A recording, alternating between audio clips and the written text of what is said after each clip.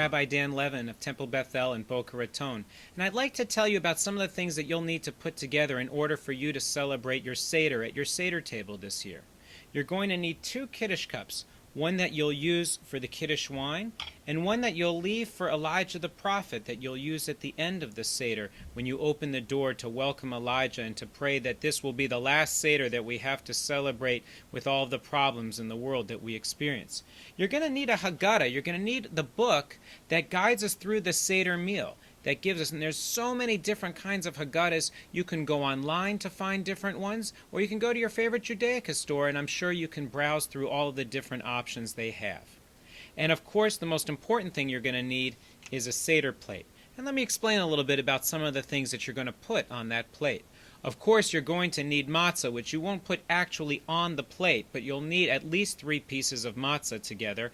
And customarily on your Seder table, you'll have 3 pieces that are divided by a napkin, or even a matzah cover that you might have designed for yourself, or you can pick up somewhere that's something special for your family to use.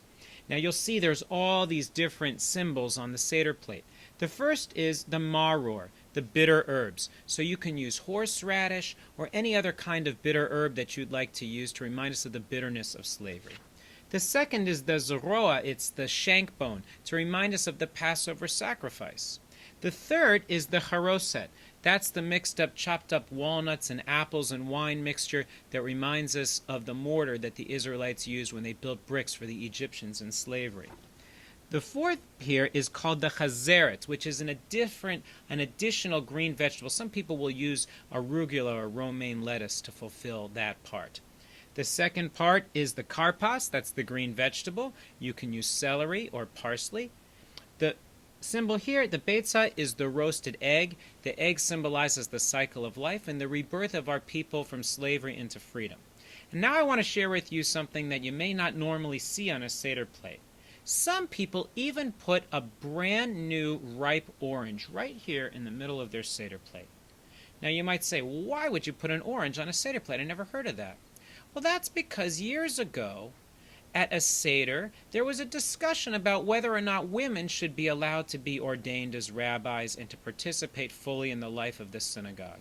And someone at that table said, you know what?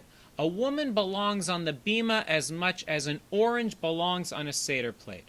And so in honor of the fact that we bring every Jew, man, woman, and child into the core of our Jewish community, and to celebrate the special place that women play in our congregations and in Jewish life, some people will also put that orange on that Seder plate to say, ha ha, the orange and women are as kosher as men, and all these other symbols on our Seder plate.